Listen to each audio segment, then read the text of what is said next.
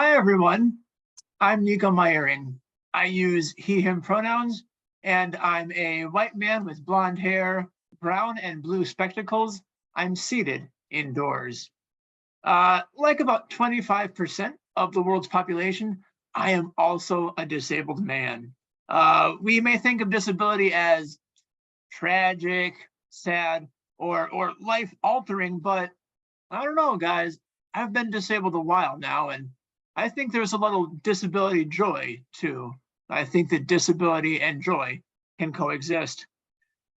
The disability community has as many opinions as it has members, which is why I've invited some other disabled people to come discuss this with me.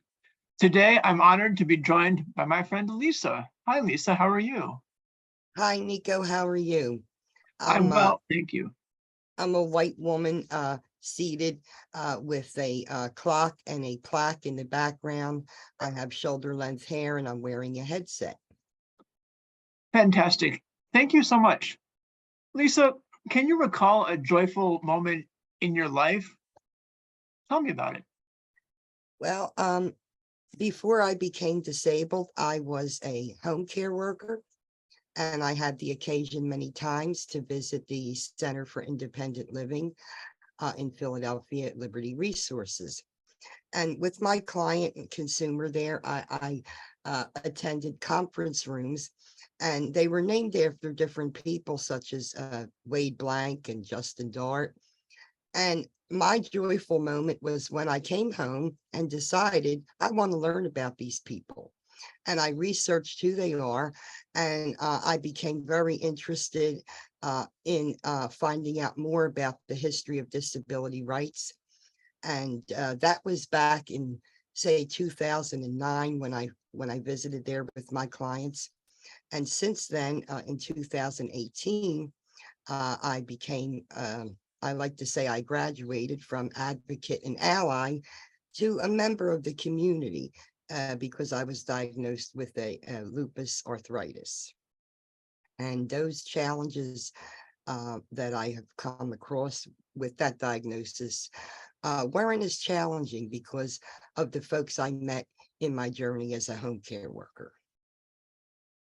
That's really fantastic. I'm glad that you had models of disabled wellness, I guess I would say, that you could then model off of as you say, went graduated from community advocate to community member. Thank you. I really value that memory. That was fantastic. Thank you for sharing. So life has ups and downs. How do you cope in times when life just sucks? Well, I just rely on the support of the community and my friends and my allies, and I always try to find a positive in a negative. That's valid. I think that perspective counts for a lot, as many things in life have multiple nuances. Mhm. Fantastic. How has being disabled impacted your joy? Like, how have they intersected? Has one led to new discoveries of the other? What does that look like for you? Well, obviously the home care career that I so enjoyed and loved was kind of put on the back burner because my limitations didn't allow me to help those that needed it. Yeah. Uh, and because of my connection with that, I met my director now, Alan Holdsworth, and he was developing a project called Disability Equality in Education. And from 2017, I became a volunteer for that nonprofit disabled-led organization. And since then, I've become one of their board members, a board vice chair. And we decided that it was a very important thing that students learn about disabilities as a part of diversity. It's never been done before.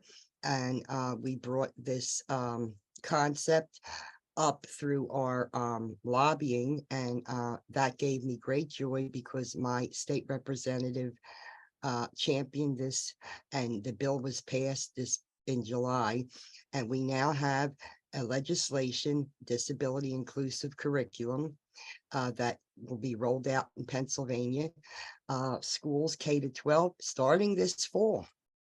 So that made me very prideful and joyful. Thank you so much. I really admire like the single-mindedness of purpose you have. Whenever I hear from you, you're always advancing that disabled curriculum. You're always exposing disability history to more people, more schools, and what have you. So that's really great. I really appreciate that.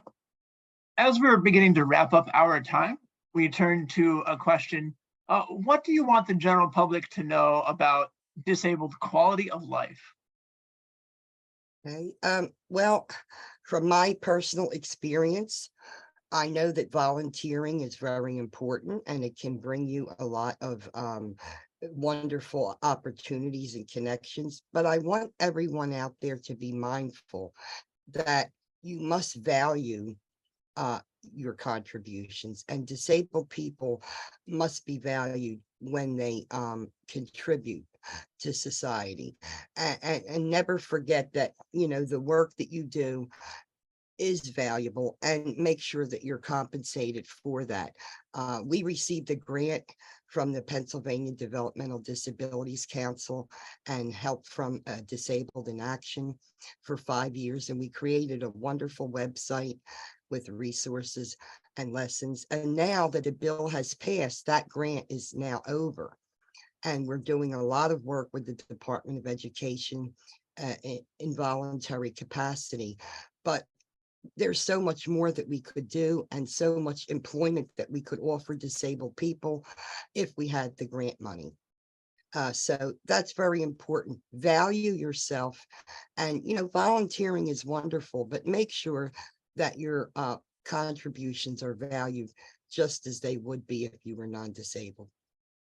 That's absolutely right. No one, disabled or non-disabled, needs to go where they're not valued. And you can't love an effort, you can't love a project that isn't going to love you back. Thank you, Lisa. Mhm. We may have covered this a little bit earlier on, but I want to talk about like recent wins we're celebrating. Mhm. So you mentioned the teaching disability curriculum in schools. That's really fantastic.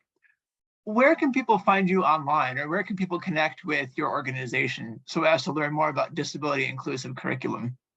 Yeah, they can check out our website Mhm. at disabilityequalityeducation.org. Okay. And they can also go on Facebook and look for Support Disability Inclusive Curriculum. All right. And they're also welcome to join our coalition, and they can reach out to me at laquila.d. That's D like David, E like education, E like education at gmail.com. We're looking for voices of many disabled identities. We want to build our curriculum so that we make sure representation is throughout all our lessons. And we would love to gather stories from other disabled people, and maybe that would spawn an idea for a lesson. Thank you so much. Disability history is really fascinating because there's always a facet of it that you wouldn't normally consider, right? Every issue intersects with disability, so every issue is a disability issue.